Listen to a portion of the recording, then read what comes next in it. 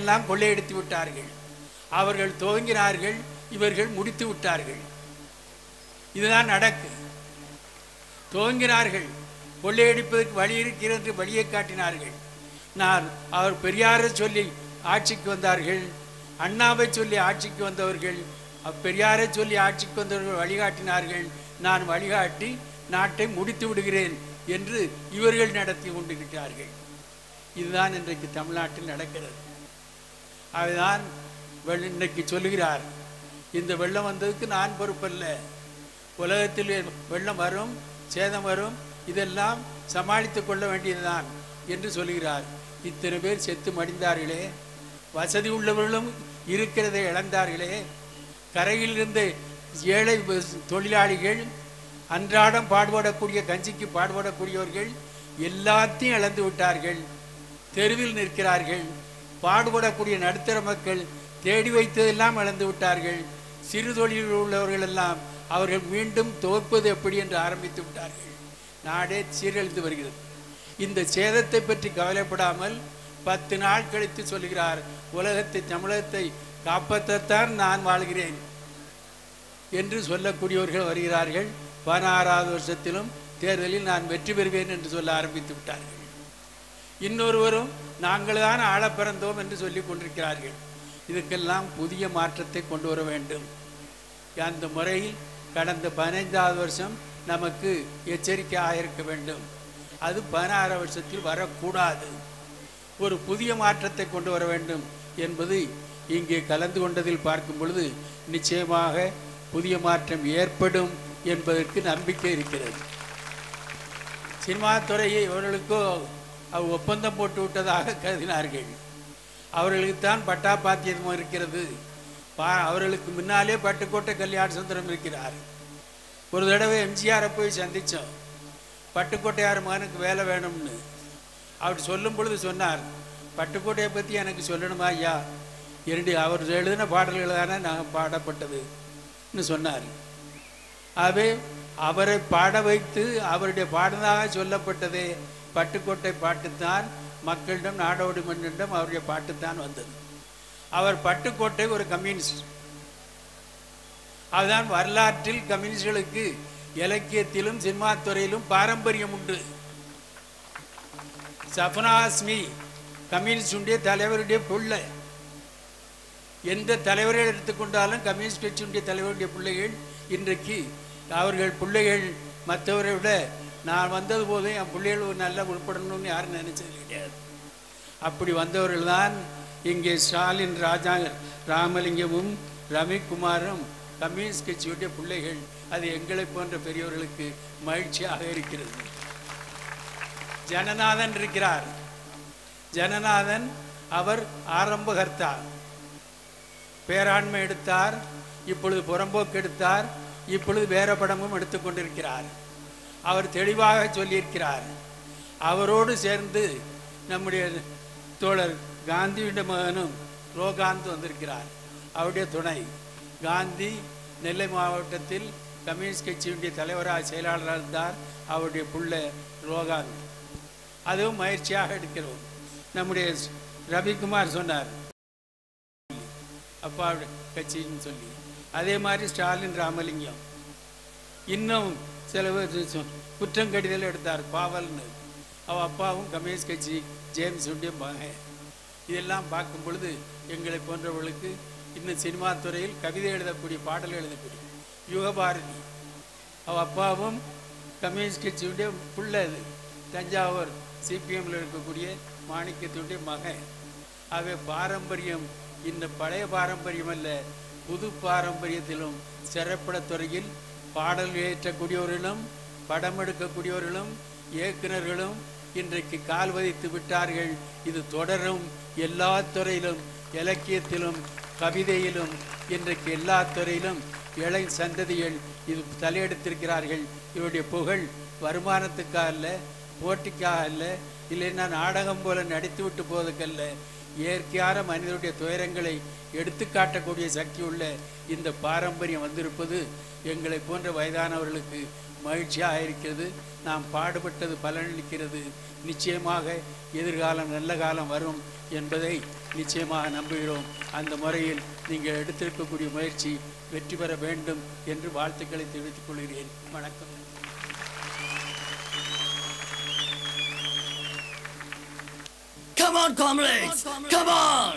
உங்களுடைய அனுபவங்களிலிருந்தும் படிப்பினைகளிலிருந்தும் ஓராயிரம் நல்ல கண்ணுகளாக சங்கரையாக்களாக நாங்கள் உருவாவோம் என்கின்ற உறுதியோடு பெயர்களில் மட்டுமல்ல சோசலிசமே எங்களுடைய லட்சியம் என்பதை உறக்கச் சொல்லி தோழர் பாரதி அவர்கள் தோழர் நல்லக்கண்ணு அவர்களுக்கு நினைவு பரிசையும் கௌரவிக்கிறேன்.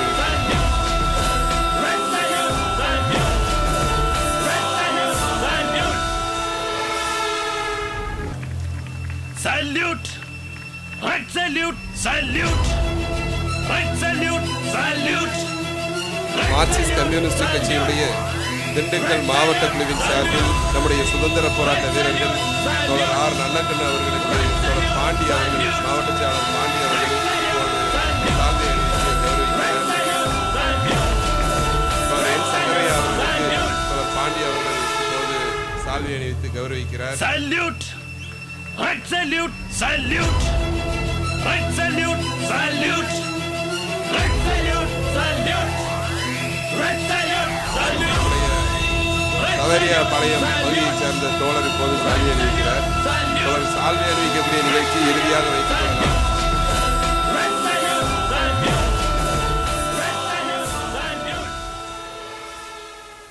மரியாதைக்குரிய சுதந்திர போராட்ட வீரர் 1940களில் இந்திய நாட்டினுடைய விடுதலை போராட்டத்தில் மாணவ பருவத்திலே துவங்கி அவருடைய உற்ற துணைவர்களாக தோழர் ஜானகி அம்மாளும் வரதராஜனும் ஏ பாலசுப்பிரமணியமும் இந்த மண்ணினுடைய மகத்தான தலைவர் எஸ்.ஏ. தங்கராஜன் உள்ளிட்டு ஏராளமானவர்களை இணைத்து கொண்டு தொழிலாளி வர்க்கத்துடைய உரிமைகளுக்கு தொடர்ச்சியாக போர் தொழிலை கற்றுக் கொடுத்து போராட்ட களங்கள் பலவற்றை உருவாக்கி இன்றைக்கும் 94 வயதில் இளைஞர்களுக்கு இதோ இப்போது எழுச்சி உரையாற்ற மரியாதைக்குரிய தோழர் என் சங்கரையா அவர்கள்.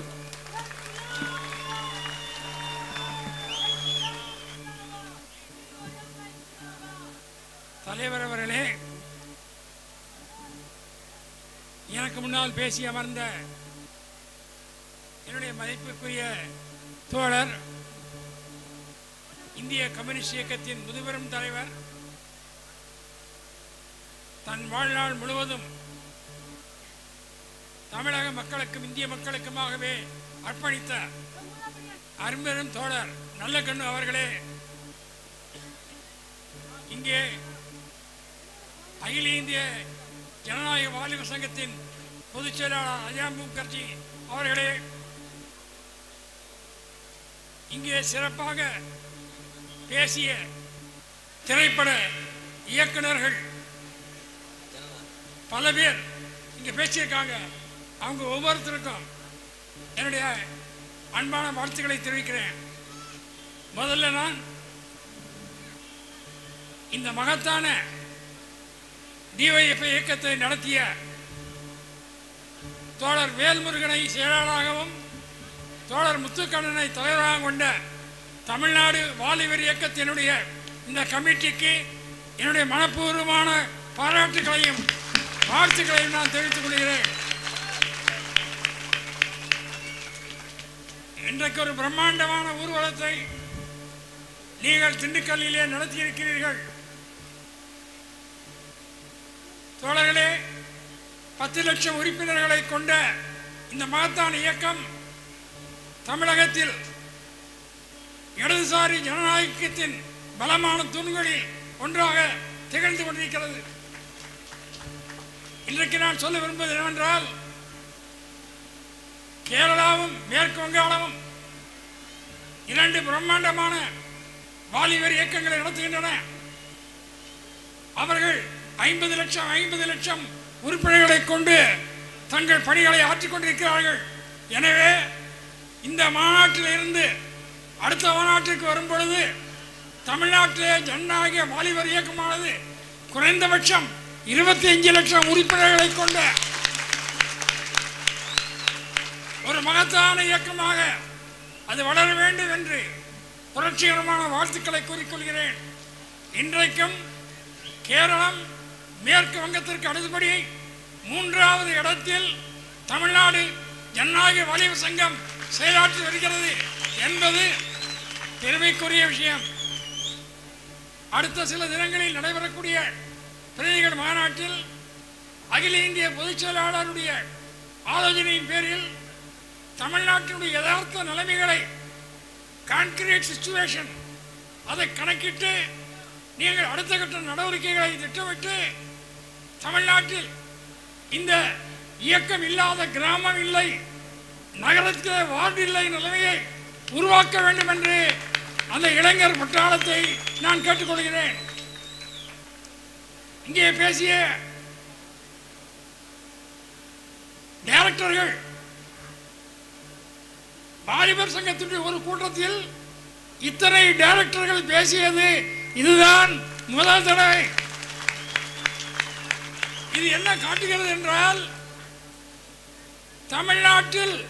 தமிழ்நாட்டிலும் இடதுசாரி இயக்கமானது முளை ஊன்றி வேறு ஒன்று ஆரம்பித்து விட்டது. அந்த இயக்கத்தின் தாக்கம்தான், அந்த வளர்ச்சி தான் இந்த இயக்குநர்களுக்கு ஊக்கம் அளிக்கிறது, ஆக்கம் அளிக்கிறது. நான் அவர்களுக்கு உறுதி கூறுகிறேன், இந்த செங்கொடி இயக்கம், தமிழக ஜனநாயக இயக்கம், தமிழகத்தினுடைய முற்போக்கு மக்கள் உங்கள் பின் நிற்பார்கள். தைரியமாக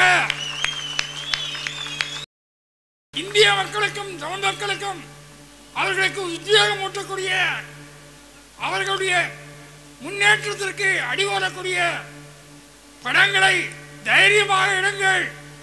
நிச்சயமாக தமிழகத்தினுடைய பக்குவம் அடைந்த மக்கள் அவர்கள் செட்டியார் முறுக்கா சரக்கு முறுக்கானா, சரக்கு முறுக்கா இருக்குன்னு தான் பார்ப்பான். செட்டியார்கள் மாறலாம், பெரிய செட்டியாரா இருந்தாலும் மோசமான பணமா இருந்தால் போக மாட்டான். சின்ன செட்டியாரா இருந்தாலும் நல்ல பணம் எடுத்தா கூட்டம் நிரம்பும். தமிழ்நாட்டு மக்களுடைய இயல்பான குணம், இந்திய மக்களுடைய குணம்.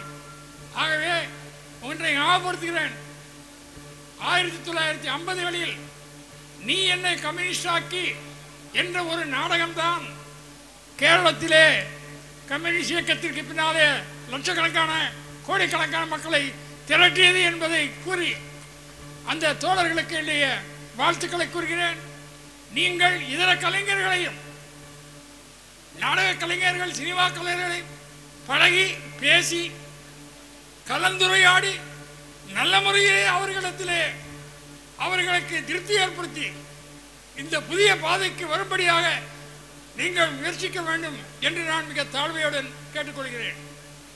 நாளைக்கு புது வருடம்.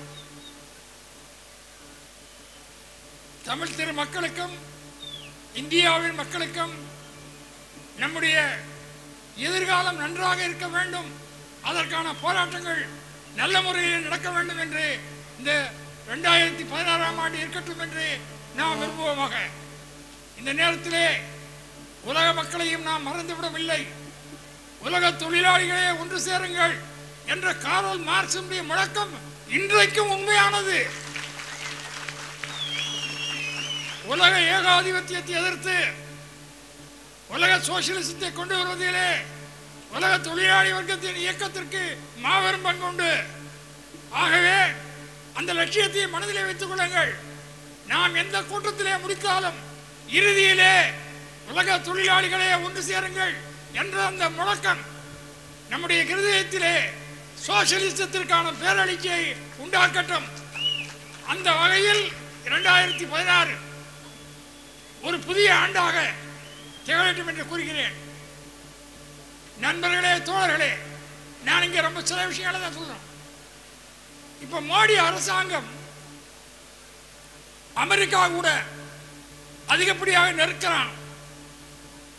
நீங்கள் ஞாபகப்படுத்தி பாருங்கள், அமெரிக்க ஏகாதிபத்தியத்தினுடைய இராணுவ படையோடு இந்திய கடற்படையை சேர்த்து மலபார் எக்ஸசைஸ் என்று நடத்துகிறார்கள். அமெரிக்க ஏகாதிபத்தியம், ஜப்பானிலே அணுகுண்டுகளை வீசிய ஏகாதிபத்தியம் ஞாபகத்தில் வைத்துக் கொள்ளுங்கள். அதனோடு இந்தியாவுடைய கடற்படையை சேர்த்து இப்போ என்ன புதுசுன்னு சொன்னா, மோடி வந்ததுக்கு அப்புறம் ஜப்பான் கடற்படையையும் சேர்த்து கூப்பிடுறாரு.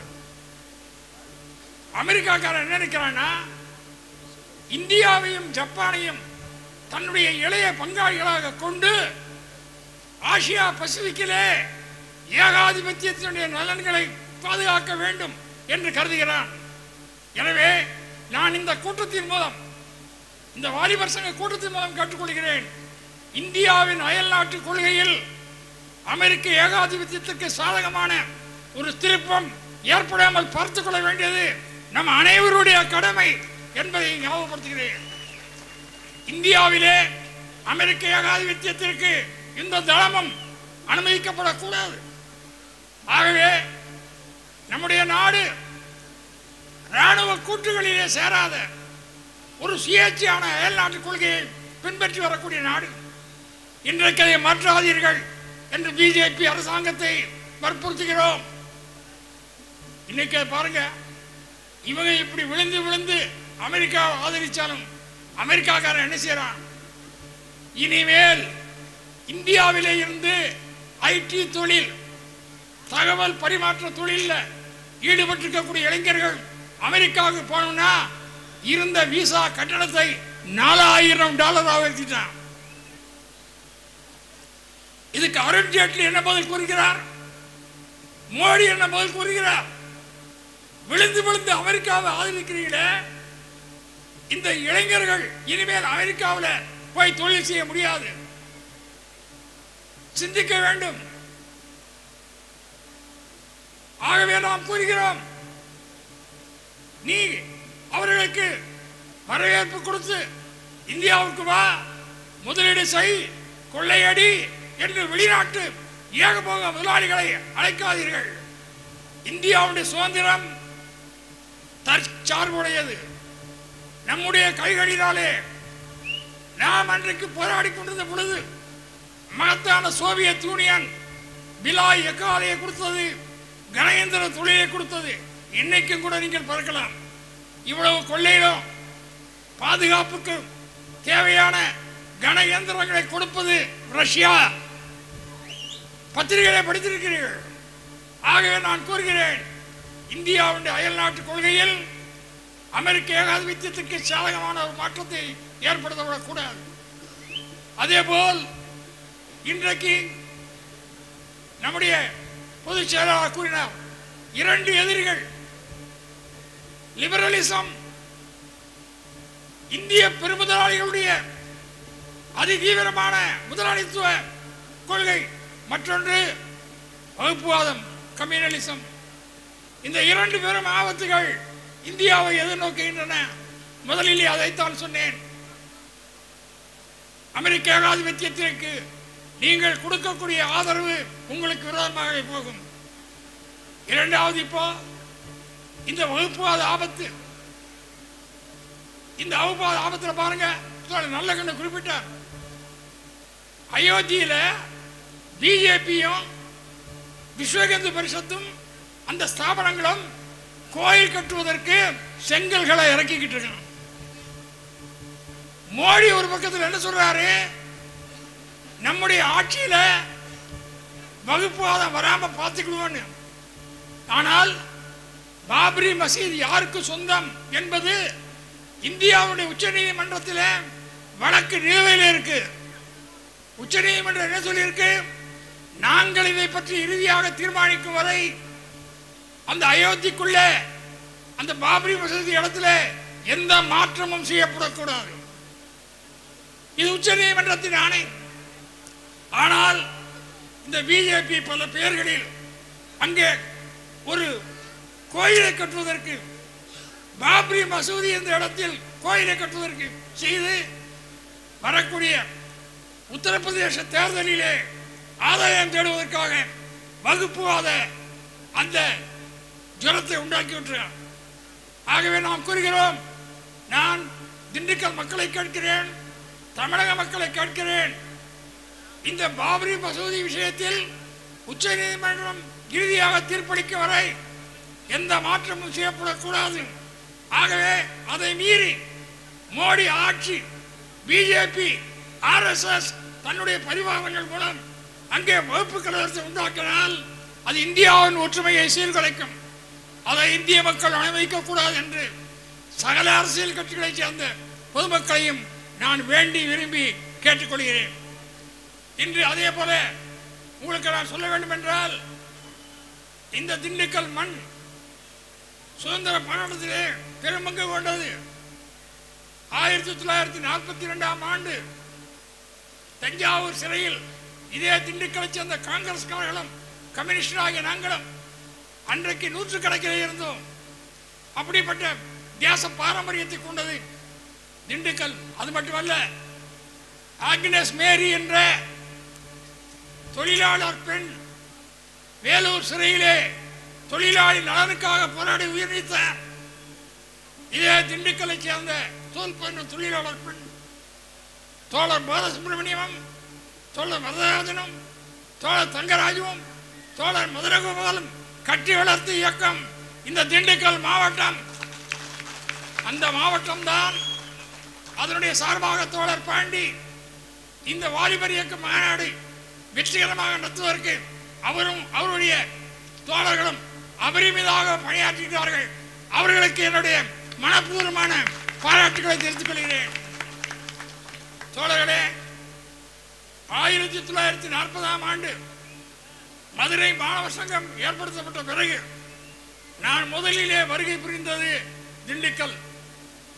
இன்னைக்கு ஞாபகப்படுத்தி பாருங்க, 75 ஆண்டுகளுக்கு முன்பு திண்டுக்கல்லிலே ஒரு தோட்டத்திலே அன்னைக்கு திண்டுக்கல்ல படித்த மாணவர்களை கூப்பிட்டு திண்டுக்கல் மாணவர் சங்கத்தை துவக்கினோம். உசிலம்பட்டியை சேர்ந்த தோழர் சிபி ராஜு என்ற தோழர் அந்த சங்கத்தினுடைய செயலாளர் தேர்ந்தெடுக்கப்பட்டு சிறப்பாக பணியாற்றினார்கள். இப்ப நீங்க கேட்கலாம், 75 ஆண்டுகளுக்கு முன்னால் போடப்பட்ட வேர் இப்பொழுது உயிர் கொண்டு எழுகிறது. திடீர்னு வரல, 75 ஆண்டுகளுக்கு போடப்படும் அந்த வேர் அதுதான் இன்றைக்கு இந்த ஜனநாயக வாலிப இயக்கமாகவும் மாணவ இயக்கமாகவும் தமிழ்நாட்டில் வளருது என்பதை உங்களுடைய ஞாபகத்துக்கு நான் கொண்டு வர விரும்புகிறேன்.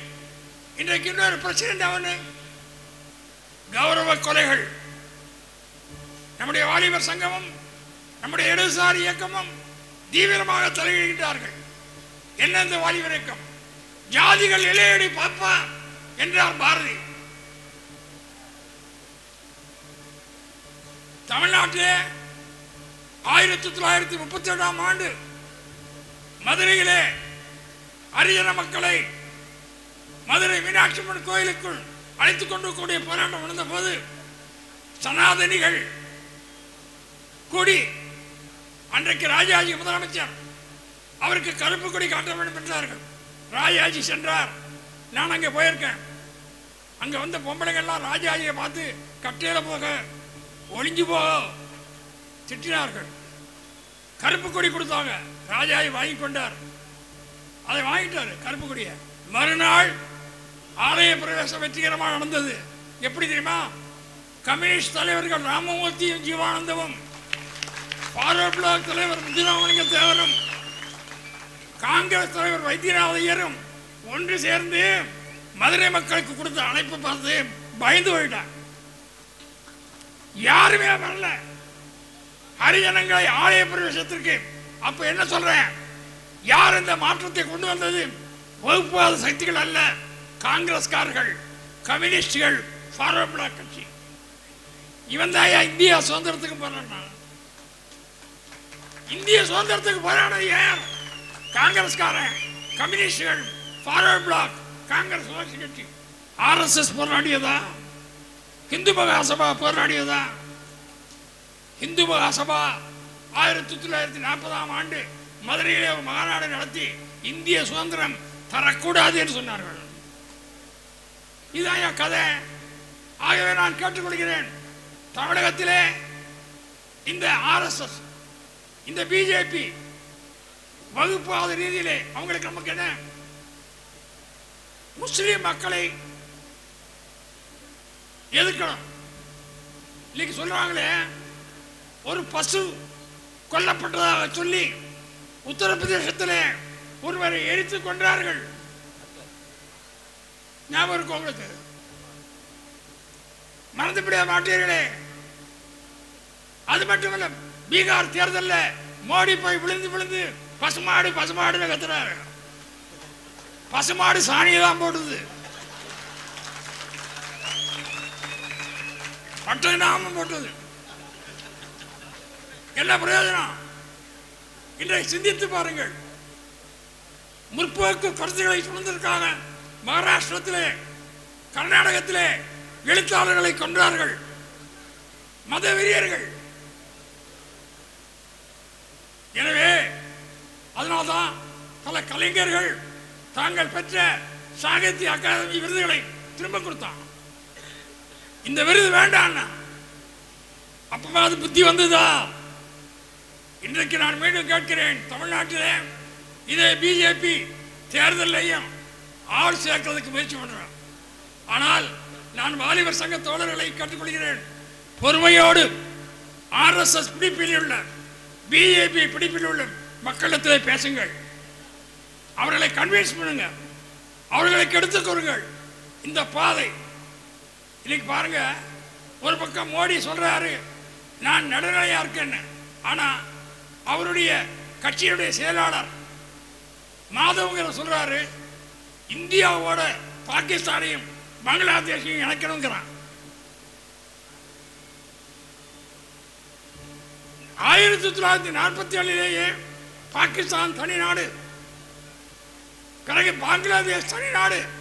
இப்போ ஒரு பிஜேபியுடைய அகில இந்திய பொதுச் செயலாளர் சொல்றாரு பாகிஸ்தானையும் பங்களாதேஷையும் இந்தியாவோடு இணைக்கணும்னா அதுக்கு என்ன அர்த்தம்? அதுதான் வகுப்புவாதம். இந்தியா வாழட்டும், ஆனா இந்து ராஜ்யம் என்ற இவர்களுடைய இந்த குறுகிய கண்ணாட்டம் இந்திய மக்களின் ஒற்றுமையை சீர்குலைத்துவிடும். இந்த நாட்டில் கிறிஸ்தவர்கள், இஸ்லாமியர்கள், புத்தர்கள், ஜைனர்கள், எத்தனை மதங்கள் வந்தன. நாம் என்ன சொல்றோம்? அனைவரையும் கேள், நீ தீர்மானிச்சுக்கோ.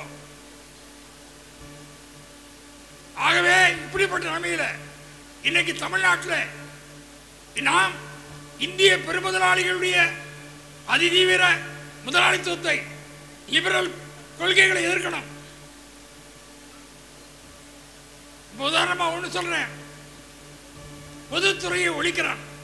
ஆனால் இப்ப சென்னையில வெள்ளம் வந்த போது BSNL என்ற பொதுத்துறை ஸ்தாபனம் தான் அந்த தொலைபேசியை சரிப்படுத்தியது. தனிப்பட்ட டெலிபோன் கம்பெனிகள் அல்ல. அது மட்டுமல்ல, சிக்கலான நிலைமையிலும் எந்த ஆம்னி பஸ் வரல. ஆனால் தமிழ்நாடு அரசு போக்குவரத்து ஊழியர்கள் தான் அந்த சிக்கலான நிலைமையில் மக்களை காப்பாற்றினார்கள். அது என்ன காட்டுது? பொதுத்துறை தொழில்களை பாதுகாப்போம், பொதுத்துறை தொழில்களை விஸ்தரிப்போம், அதுதான் இந்தியாவுக்கு தேவை. ஆகவேதான் கூறுகிறோம். அதை நான் கூறிவிட்டு அந்த போராட்டத்தை நடத்துவோம். இன்னொரு போராட்டம், கௌரவ கொலை. தோழர்களே, நீண்ட காலமா தமிழ் சமுதாயம் உருவாயிருக்கு. ஆனால் அது ஏன் இப்ப வருது? ஒரு உயர் ஜாதி பெண் ஒரு தாழ்ந்த ஜாதி பையனை கல்யாணம் பண்ணிக்கிட்டோம். இந்திய அரசியலமைப்பு சட்டம் என்ன சொல்லுது? 18 வயது முடிந்த ஒரு பெண், 21 வயது நிறைந்த ஒரு ஆண் தங்கள் இஷ்டப்படி கல்யாணம் பண்ணலாம். இதுதானே அரசியல் சட்டம்? அப்படி என்றால் அந்த அரசியல் சட்டத்தை பாதுகாக்க வேண்டிய பொறுப்பு இந்தியாவுடைய எல்லா குடிமகனுக்கு இல்லையா? நீங்கள் சிந்தித்து பாருங்கள். தூண்டி விடுறான் சில பேர், அதுல வந்து கொலை பண்றான். நான் கேட்கிறேன், தமிழ்நாட்டில் பூர்வ காலத்திலேயே பெண் கேட்டு வந்தா, பெண் கொடுக்கலைன்னா பண ஓலையில குதிரை மாதிரி செய்து அதுல ஏறி நின்று தன்னுடைய உடம்பை கிழித்து கொண்டு மடல் ஏறினான்.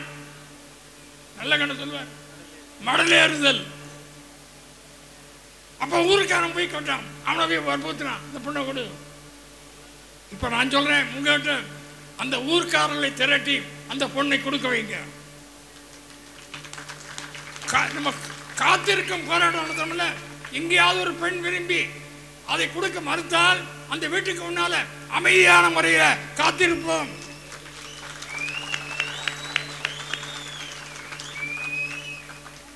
அது மட்டுமல்ல, தமிழ்நாட்டில் இன்னொன்று நடந்திருக்கு. இப்படி மடலேறியும் பெண் கொடுக்கலன்னா கடைசியில உடன்போக்கு.